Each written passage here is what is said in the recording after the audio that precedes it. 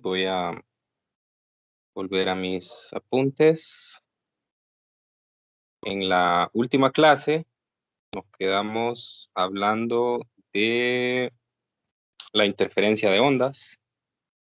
Les mostré un simulador de manera que pues pudieron visualizar cómo ocurría el fenómeno de interferencia o la superposición de ondas y observaron los dos casos importantes que nos interesan, que es la interferencia constructiva y la interferencia destructiva. Bueno, entonces hoy para ejemplificar un poco eso, vamos a hacer un ejercicio. Es el número 35 del libro de texto. Recuerden que estamos en el capítulo 15. Y pues en este problema se me dan dos pulsos, solamente que en este caso vamos a ver otro tipo de pulsos, son los pulsos rectangulares. Y estos pulsos viajan en direcciones opuestas, en una cuerda.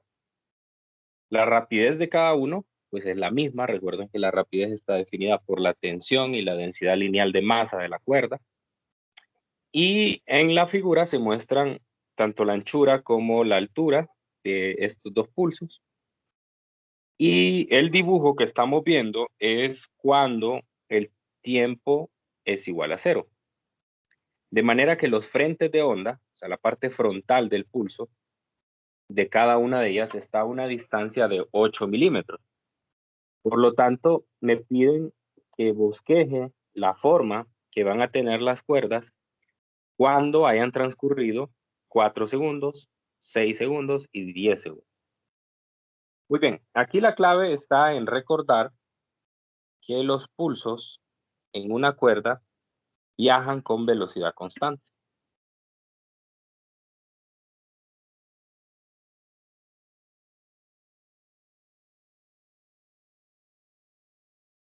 Por lo tanto, podemos usar la ecuación de que la velocidad es igual a el desplazamiento entre el tiempo.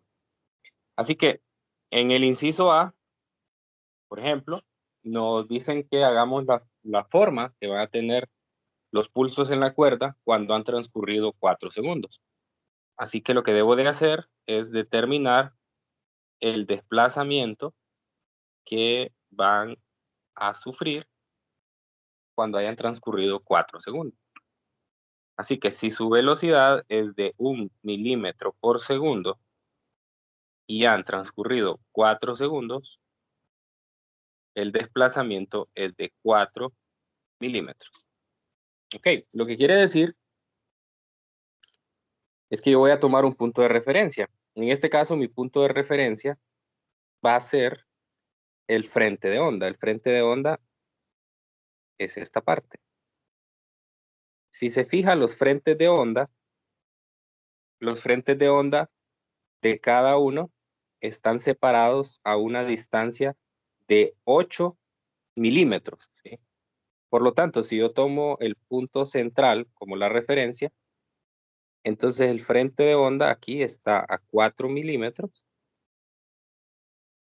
y aquí también 4 milímetros, que es precisamente la distancia que han viajado cada uno de los pulsos cuando han transcurrido 4 segundos. Entonces, por lo tanto, cuando hayan pasado esos 4 segundos, los frentes de onda van a estar exactamente en esa posición que estoy marcando como el punto central. Entonces voy a bosquejar la figura. Entonces tengo, el primero tiene una amplitud de 3. Permítame, voy a usar la opción para que queden mejor dibujados. Entonces este tiene 3, 4 de anchura y este tiene 4, quedaría más o menos así. Ok, entonces pulso, este sería el pulso 1.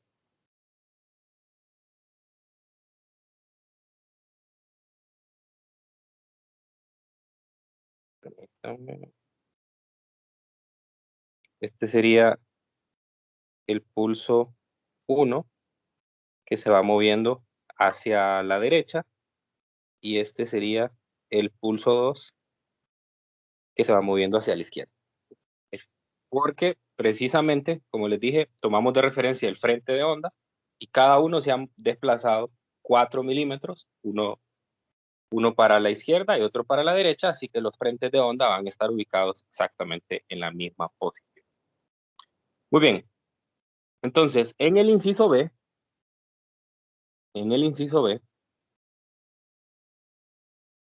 me dice que, bueno, no es un inciso B, pero en el segundo tiempo, digamos, en el segundo tiempo es cuando han transcurrido 6 segundos. Entonces voy a calcular otra vez el desplazamiento. El desplazamiento va a ser 1 milímetro por segundo multiplicado por 6 y esos son 6 milímetros. Entonces eso quiere decir que los frentes de onda que inicialmente estaban a 8 centímetros, después cuando han transcurrido 4 segundos están en la misma posición, ahora se van a desplazar otros 2 centímetros más adelante. Entonces ahora la referencia que voy a tomar, voy a borrar esto que tengo acá.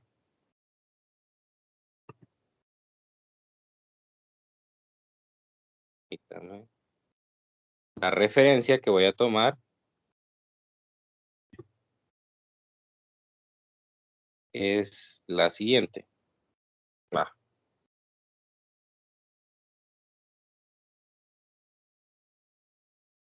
Voy a borrar lo que ya tenía. Y voy a tomar de referencia ahora ya no los frentes, sino que voy a tomar de referencia el punto central. O sea, en este caso va a ser la cresta y en este caso va a ser el valle.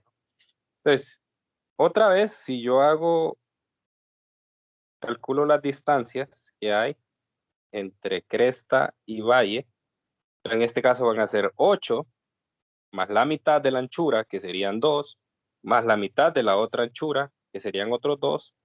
Entonces quiere decir que están ubicadas cresta y valle inicialmente a una distancia de 12 milímetros.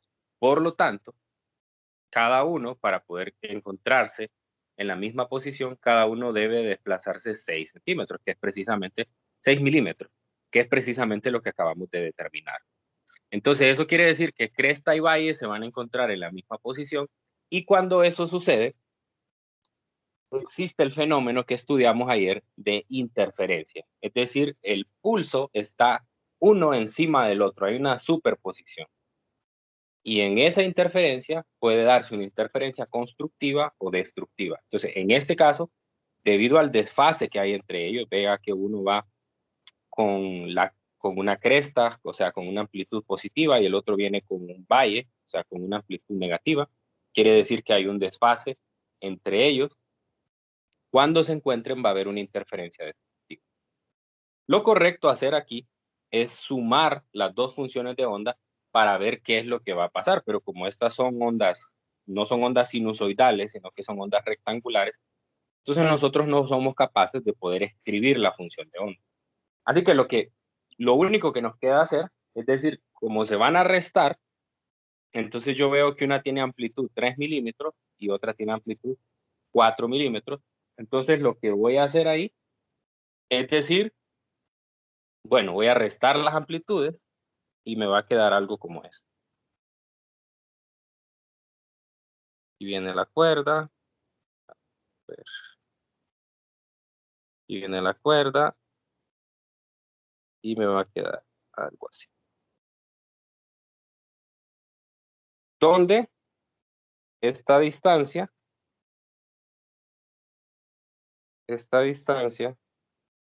pues va a ser de 1 milímetro, que sería la resta de las dos amplitudes de los pulsos. ¿Ok? Entonces ese sería la onda resultante. Si las ondas fueran de la misma amplitud, entonces lo que pasaría es que el pulso se encontraría exactamente, o la cuerda se encontraría en ese momento exactamente horizontal y la amplitud sería 0. Muy bien, ahora vamos a hacer el inciso C. En el inciso C, tenemos que el desplazamiento es de 1 milímetro por segundo multiplicado por los 10 segundos que han transcurrido. Eso quiere decir que voy a tener 10 milímetros. Entonces, para hacer esta otra parte, la referencia que voy a tomar es la cola, por decirlo así, ¿verdad? La cola, o sea, la parte trasera de los pulsos. Entonces, fíjese que es esta parte de aquí y esta de aquí. Entonces, veamos la distancia que hay entre ellas. Hay una distancia de 8 más 4 son 12, más otros 4 son 16. A ver si estoy bien. Sí, son 16, pero 16 milímetros, ¿no? A ver, déjeme ver, estoy bien. Tendría que encontrarte.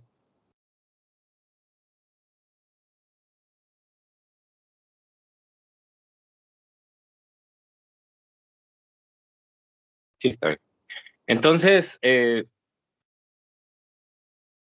vamos a ver, ¿qué distancia han recorrido? Han recorrido una distancia, según calculamos, de 10 milímetros.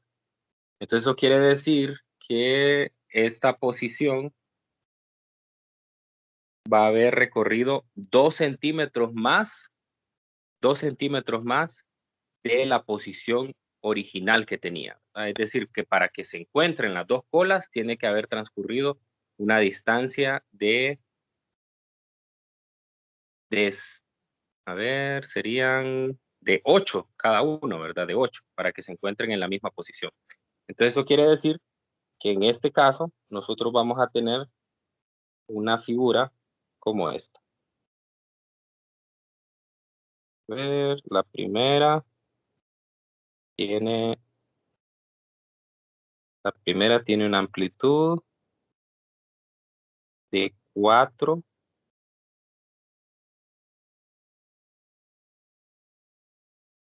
Hacerlo, ¿no? Primera tiene una amplitud de 4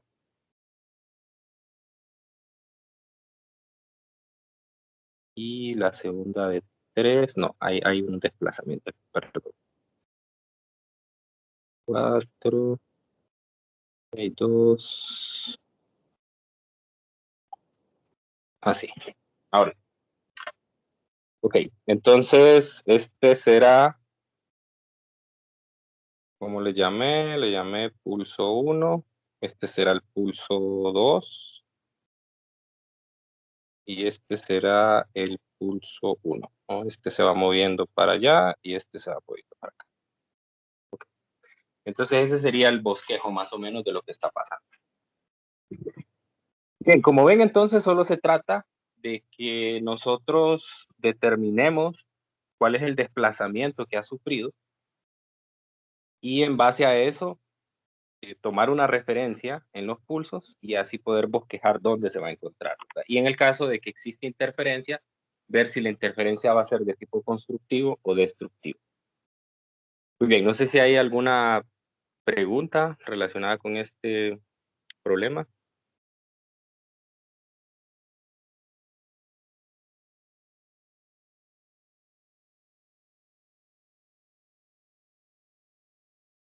¿Todo bien? ¿Quedó claro o no? De mi parte, todo claro, ingeniero.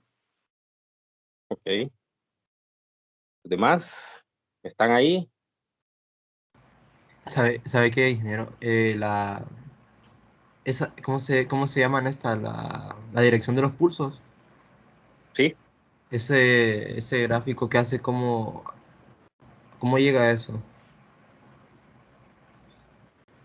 No entiendo exactamente la pregunta. Sí, es que no sé cómo llamarle al, al, a los dibujos que hace por cada inciso. En el A, S es uno Esa es, sí. esa es la resultante del desplazamiento de los dos pulsos. Ujú. Sí. Ah, ok, ok. Bueno, esa era mi duda. Yo lo que hago nada más es mover el pulso 1, este es el 1, y este es el 2. Entonces, mover el pulso 1, la distancia que acabo de encontrar. Mover el pulso 1 porque este va para la derecha, mover el pulso 2, este va para la izquierda, ¿y qué figura me queda? Lo mismo acá. La diferencia aquí es que hay interferencia destructiva en esta parte, porque se encuentran exactamente en la misma posición. Lo mismo aquí, luego pasan de largo. Eh, bueno, si cuesta un poco ver esto, vamos a usar una simulación con la de FET de las ondas en una cuerda. Esta sirve bastante para poder visualizar esto. Entonces, si yo tengo aquí un extremo, entonces voy a lanzar un pulso y ese pulso, voy a quitar el amortiguamiento. Yo lanzo ese pulso y después cuando este venga, voy a lanzar otro, ¿no? ¿Sí? Entonces, justamente eso es lo que está pasando. Un pulso se encuentra con otro, en el momento que se superponen, ¿qué es lo que está, qué resultado se obtiene, ¿no?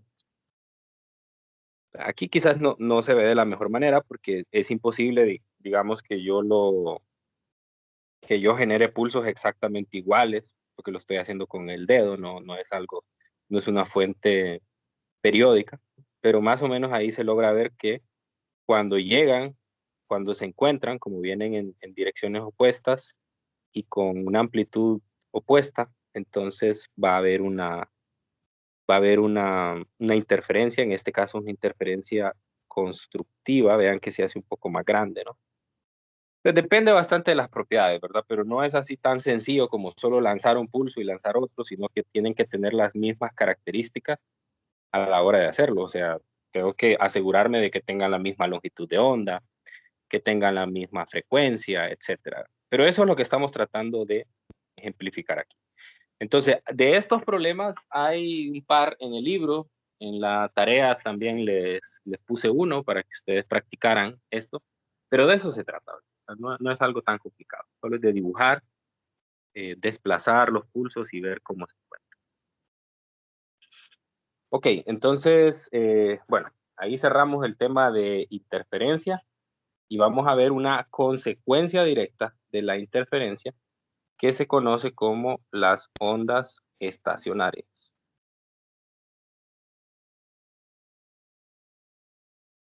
Y yo no es que les quiera meter presión ni nada por el estilo, pero este es el último tema que vamos a ver, ¿verdad? Previo al examen. Así que lo más seguro es que mañana estemos terminando el contenido. Ya el jueves y el lunes, pues prácticamente vamos a estar en repaso. Es decir, vamos a retomar ejercicios de temas anteriores, vamos a contestar preguntas.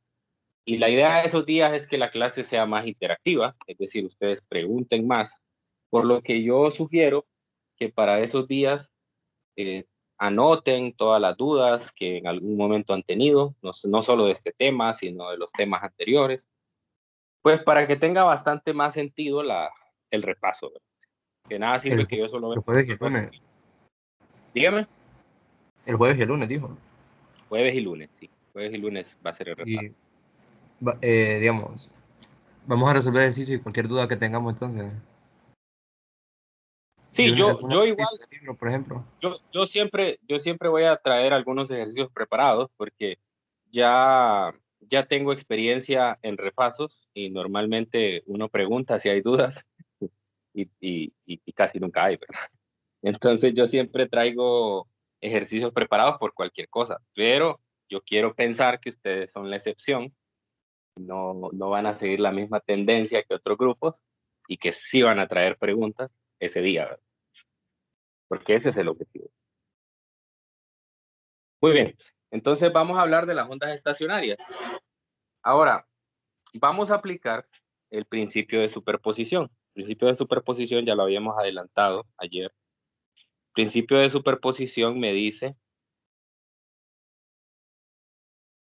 que si dos o más, que si dos, en este caso vamos a considerar dos, que si dos pulsos se encuentran o se superponen, entonces la onda resultante de esa superposición va a ser una onda que va a tener una función de onda igual a la suma de las funciones de onda de las ondas originales. Eso lo pudimos ver en la simulación de ayer. Recuerdan que teníamos tres cuadros, en uno aparecía una onda en color azul, en otro aparecía una roja, y luego aparte aparecía la suma de ellas, que precisamente es eso. O sea, usted agarra la función matemática de una, más la función matemática de la otra, la suma, y el resultado pues lo grafica, y ya tiene entonces ahí aplicado el principio de superposición. Entonces, en este caso, nosotros vamos a tomar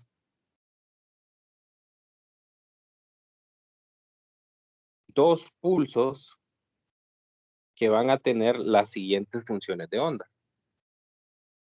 La primera va a ser menos A coseno de kx más omega t. O sea, este pulso se va moviendo de derecha a izquierda con una amplitud negativa. Y luego voy a tener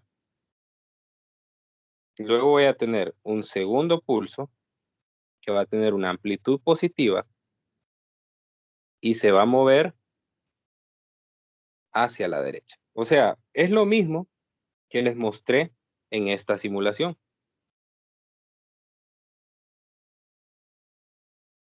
Un pulso viene a la derecha y otro pulso viene a la izquierda. Entonces se juntan. Entonces, ¿qué pasa cuando se juntan? Entonces, bajo condiciones particulares, si se fija, estos dos pulsos tienen la misma amplitud. El que les acabo de hacer allá en la simulación no tienen evidentemente la misma amplitud. Tienen el mismo número de onda, tienen la misma frecuencia angular. O sea, la única diferencia entre ellos es que uno se mueve a la derecha y el otro a la izquierda y un desfase. Entonces, cuando yo lo sumo, cuando aplico el principio de superposición, entonces la función de onda resultante va a ser menos A por el coseno de kx más omega t más A coseno de kx menos omega t. Voy a sacar de factor común a la amplitud y me van a quedar solamente los cosenos. Marcar negativo, coseno de kx menos omega t. Ok, para simplificar esto, voy a usar una identidad. Esa identidad va a ser la siguiente. Yo tengo el coseno de A más menos B igual al coseno de A por el coseno de B menos más el seno de A por el seno de B. O sea que si yo tengo una suma o una resta en el argumento del coseno, yo lo puedo desglosar de esa manera. Bueno, entonces voy a aplicar en cada una, voy a aplicar esta identidad. Obviamente tengo el coseno, la amplitud de factor común. Entonces voy a tener en el primero un menos coseno de kx por el coseno de omega t menos el seno de kx por el seno de omega t. Entre paréntesis. Ese es el primer coseno. El segundo coseno me quedaría más coseno de kx coseno de omega t. Y aquí me quedaría más. A ver, a ver. aquí tengo un pequeño error, porque en el segundo término tengo un pequeño error, porque la identidad me dice que va a un menos, pero tengo un menos multiplicando al coseno. Entonces aquí en realidad eso es más. Entonces sería seno de kx, seno de omega t. Ok, y ahí está. Lo que logro ver aquí es que los términos de coseno se me cancelan y los términos de seno se suman, porque son idénticos. Entonces la resultante va a ser esta función. 2 veces a por el seno de kx por el seno de omega t. A esta función que acabo de encontrar se le conoce como la función de onda estacionaria. Función de onda estacionaria. Entonces, cuando esto sucede, cuando yo superpongo dos ondas idénticas con un desfase en la amplitud y con una dirección opuesta, entonces se genera un patrón que se conoce como onda estacionaria y tiene varias características. Entonces, lo primero es que voy a desglosar la función y luego voy a mostrar una simulación en la cual voy a ver qué características tiene. Entonces, lo primero de lo que voy a hablar es de esta parte.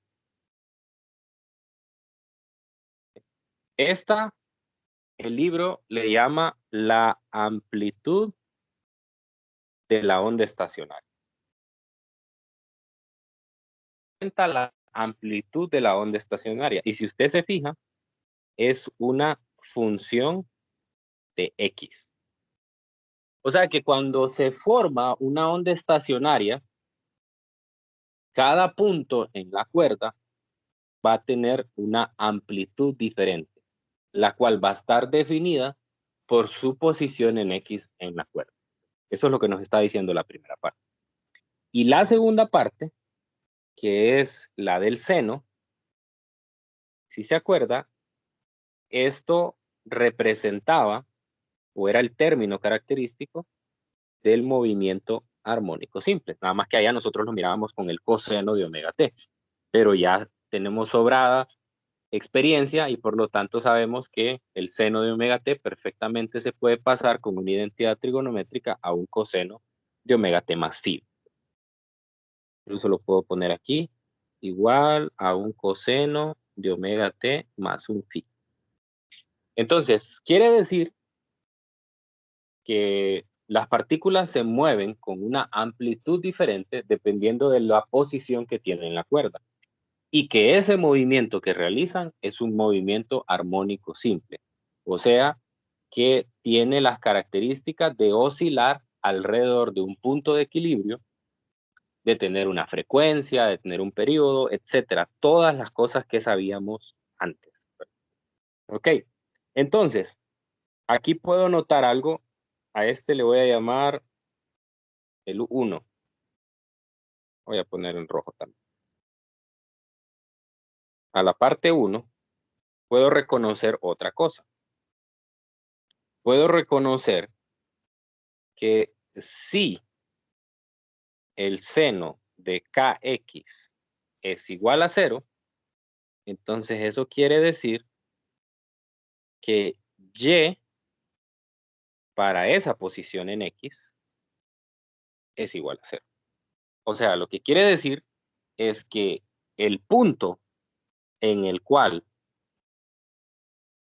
la cuerda tiene una coordenada x tal que el seno de kx da 0, ese punto tiene un desplazamiento transversal 0. Por lo tanto, ese punto no se mueve nunca.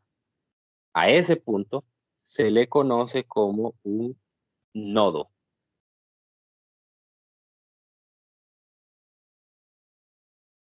Y tengo puntos donde ocurre lo contrario.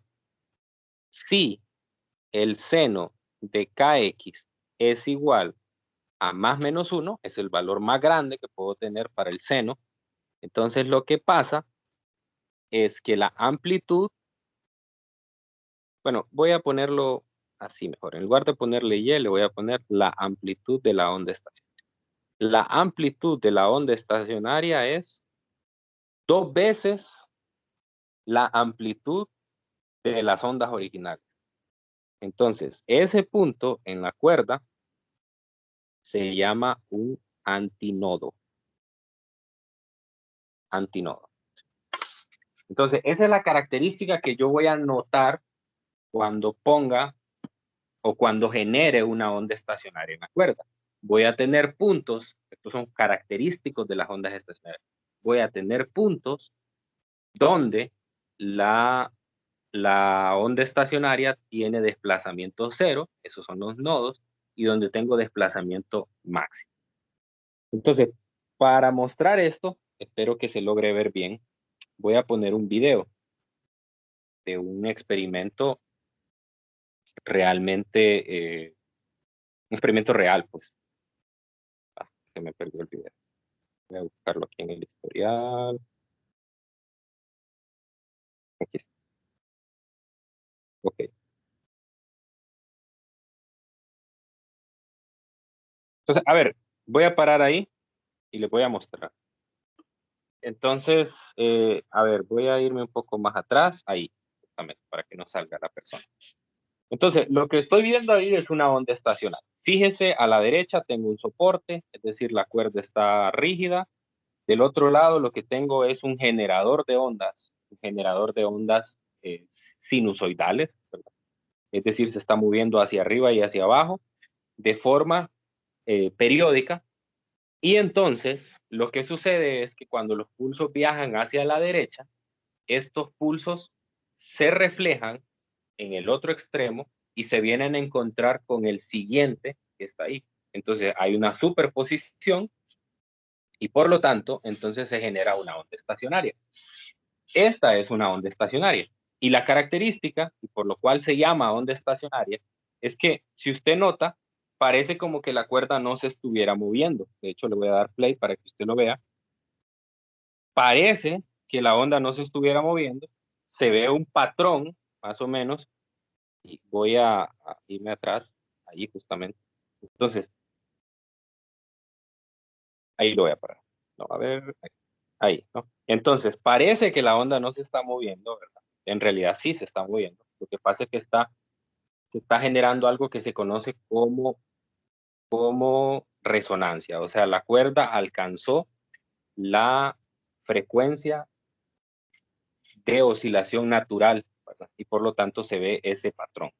Ok, usted puede identificar los dos puntos de los cuales le hablé antes, los nodos y los antinodos. Usted puede detectar tanto en los extremos de la cuerda como en la parte central, que son puntos que no están sufriendo ningún desplazamiento. Son puntos de amplitud cero. Y puede detectar también los antinodos, que son los puntos donde tengo el máximo del desplazamiento. Entonces voy a dejar que el video siga para que ustedes puedan ver cómo eso se nota.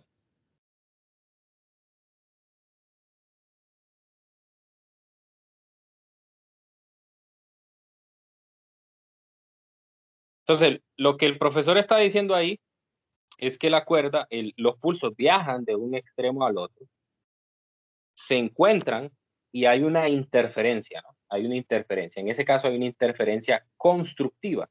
Cuando los pulsos se encuentran en el antinodo, entonces ahí se da una interferencia constructiva. Mientras que en los antinodos se da una interferencia destructiva. Por eso es que en esas regiones, o en ese punto más bien, la amplitud es prácticamente cero.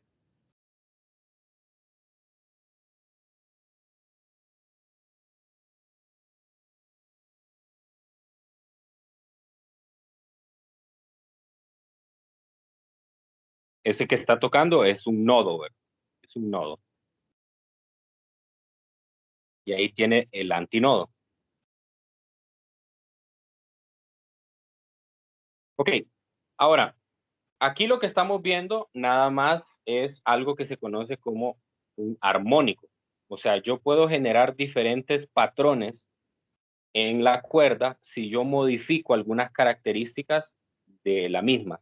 O sea, yo puedo cambiar la tensión de la cuerda, puedo cambiar la frecuencia, puedo cambiar la longitud de onda, varias características puedo cambiar. Entonces, cuando yo hago esas modificaciones, lo que va a pasar es que se me va a generar otro patrón de onda en el cual van a aumentar o van a disminuir los nodos y los antinodos. Él lo va a hacer aquí en el video, lo voy a adelantar. Aquí solo estoy viendo 2 antinodos y 3 nodos. Sigue con el mismo, ¿verdad? Vamos a ver cuando ponga. ¿Qué es esto? Ahí está. Por ejemplo, en este caso, tiene el armónico más básico, el que se le conoce como el fundamental. Entonces, ahí solo hay 2 nodos en los extremos y un antinodo. Entonces, normalmente nosotros nos referimos a esas configuraciones como armónicos. Ya vamos a ver mañana por qué se le llaman armónicos. Pero usted entienda que cuando me refiero al número del armónico, en realidad me estoy refiriendo al número de antinodos. Entonces, en este caso, como solo hay un antinodo, entonces es el primer armónico. El que vimos anteriormente tiene 2 antinodos, por lo tanto era el segundo armónico, y así sucesivamente, ¿verdad? Voy a ver si logra él poner otros más adelante. Ahí está, precisamente. Ahí tiene el tercer armónico. Entonces usted puede identificar 3, bueno, quizás no lo tiene tan perfecto, voy a ver si lo logra hacer mejor. Ahí está. En ese caso, usted puede notar 3 antinodos y puede notar 1, 2, 3, 4 nodos, ¿verdad? Entonces, el número de antinodos a usted le dice el número del armónico. Por lo tanto, este es el tercer armónico. Vamos a ver si más adelante logra poner otro. Por ejemplo, ahí, vea esto. Qué bonito se ve. Entonces, en este caso, les pregunto yo, ¿qué número de armónico es el que está mostrando? 6. 6. El sexto armónico, ¿verdad? Sí. Entonces, ¿qué fue lo que él tuvo que hacer para pasar de uno al otro? Tuvo que modificar la frecuencia de la fuente, ¿verdad? La tensión de la cuerda no la cambia, ¿verdad? Sigue siendo la misma tensión, la misma cuerda, o sea, la misma densidad lineal de masa. Lo que modifica es la frecuencia. Entonces, para conseguir cada armónico, lo que hay que hacer es ir modificando las propiedades de las ondas que usted está enviando. Ok. Y así sucesivamente, ¿verdad? Entonces usted puede generar todos los armónicos que quiera, o los que le permita la cuerda. Ok, ahora, para cerrar la clase, vamos a ver otra simulación, que es una con la que ustedes van a trabajar el fin de semana, en la actividad interactiva número 4. Tiene que ver con la siguiente simulación. Ok, entonces, en este simulador, nosotros logramos ver, ya esto es un poco más detallado. Entonces nosotros logramos ver, permítanme,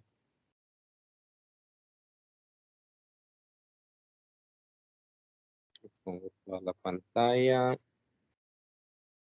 ahí está. Entonces, usted logra ver ahí, en la simulación de la cuerda, puede ver que hay 3 líneas. 2 líneas que son discontinuas y una línea que es un poco más gruesa. Las líneas, de hecho lo voy a parar, las líneas que son discontinuas representan las 2 ondas que nosotros estamos sumando, precisamente las que vimos anteriormente, que sumamos y usamos una identidad trigonométrica para encontrar la función de onda final. Entonces, esas serían la representación de las 2 ondas originales y la otra sería la suma de ellas. Entonces, aquí en esta simulación se logra ver muy claro cómo cuando la onda está en un antinodo, hay una interferencia constructiva y cuando estoy en un nodo hay una interferencia destructiva. Entonces, voy a dejar que esto se mueva. Voy a parar. Se me fue un poco. Voy a ver aquí. Ahí más o menos. Entonces, lo que logro ver ahí es que la cuerda está completamente horizontal. ¿Y qué pasó con qué pasó con los extremos? En los extremos hay un desfase entre las dos ondas, las que están punteadas. Entonces, como hay un desfase entre ellas, hay una interferencia destructiva. Y por eso es que los extremos son puntos de desplazamiento cero. Si yo le doy acá y lo paro ahí, justamente, un poquito más, voy a dejarlo un poco más, ahí. Entonces, ahora centre su atención en el medio, en la parte central de la cuerda. Entonces, lo que logro ver aquí es que las cuerdas, sí, las dos ondas están una sobre la otra. Entonces hay una interferencia constructiva. Y cuando se da la interferencia constructiva, entonces se genera una onda del doble de la amplitud de las originales y el resultado, pueden ver, es la línea más gruesa que está arriba. Ese será un antinodo. Entonces, usted puede ver aquí que tengo el primer armónico, el armónico fundamental. O sea, n vale 1 igual al número de antinodos. Solo hay un antinodo. Yo puedo pasar al siguiente armónico. Aquí tengo dos antinodos. Fíjese bien cómo aparecen las ondas, la interferencia constructiva y destructiva en los nodos y los antinodos. Eso es lo más bonito de esta simulación, que permite visualizar eso. Entonces aquí tengo el segundo armónico, dos antinodos, tres nodos. Aquí tengo el tercer armónico, tres nodos y cuatro antinodos. Aquí tengo el cuarto, tengo cuatro antinodos y tengo 5 nodos. Y así sucesivamente. Ahora, fíjese cuando estoy en el armónico fundamental. Centre su atención en los valores numéricos que están en el medio. En el orden tiene la frecuencia, tiene el período, tiene la longitud de la velocidad de la cuerda, la longitud de onda y la amplitud. Si ustedes notaron, cuando el profesor en el video iba pasando de un armónico a otro, lo que iba haciendo era aumentando la frecuencia. Entonces, fíjese en el valor que me aparece aquí, 0.067. Cuando voy al siguiente, ahora es 0.134, en el siguiente 0.201, y así sucesivamente va aumentando. Ahora, empecemos desde el armónico fundamental. Ahora, centre su atención en la longitud de onda, es el penúltimo de ellos. Aquí me aparece 1500 centímetros. En el siguiente se va a reducir a 750, en el tercero a 500, en el otro a 375, etc. Entonces, es lo que yo les decía, si yo quiero conseguir otro patrón de onda estacionaria, lo que tengo que hacer es modificar las ondas, las características de las ondas originales, ¿no? Entonces, en este caso, lo que usted logra ver es que para conseguir un armónico más grande, o sea, conseguir más antinodos, lo que tiene que hacer es reducir la longitud de onda. Pero no la puede reducir al valor que le dé la gana, porque si se fija aquí me aparece 300 y en el siguiente me aparece 250, en el otro 214.3, 187.5, 166.7. Entonces, claramente no hay un patrón entre las longitudes de onda, aunque sí lo hay, pero no es tan intuitivo. Lo vamos a ver mañana cuál es la fórmula para determinar la longitud de onda necesaria para cada armónico. Y lo mismo pasa con la frecuencia. La frecuencia va a tener un determinado patrón y ese patrón particularmente es lo que define, y por eso es que se les llaman las ondas estacionarias. Las ondas estacionarias. Ok. No sé si tienen alguna pregunta en este momento sobre esta discusión. Yo solo quiero saber si, bueno, si entendí algo bien. Un A ver. nodo es cuando la interferencia es destructiva, ¿verdad?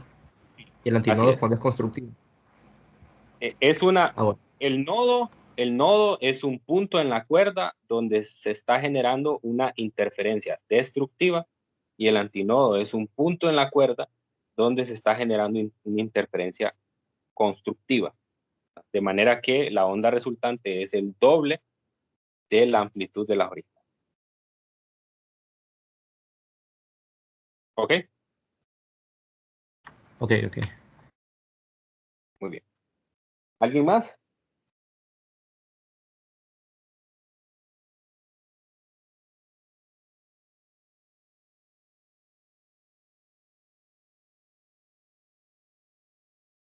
Entonces, ¿qué vamos a hacer mañana? Mañana lo que vamos a hacer es, vamos a primero ser capaces de ubicar dónde están los nodos en una cuerda. Vamos a encontrar cuál es la ecuación para determinar esas frecuencias a las cuales se genera cada armónico. Vamos a determinar cuál es la longitud de onda que va a tener cada armónico. Y vamos a dar algunas generalidades de cómo se va generando esa, o qué relación tiene un armónico con el otro y por qué se llaman armónicos. Mañana vamos a hacer eso. Y además, pues vamos a intentar resolver unos 2 problemas relacionados pues con este tema. Entonces, bueno, espero que haya quedado claro el objetivo de la clase de hoy. Y pues si no tienen consultas adicionales, entonces aquí estaríamos cerrando hoy. Bueno, pues tenga buen día, ingeniero. Igualmente, que tengan un feliz día. Cuídense mucho. Bueno, que tenga buen día, ingeniero. Feliz día, ingeniero.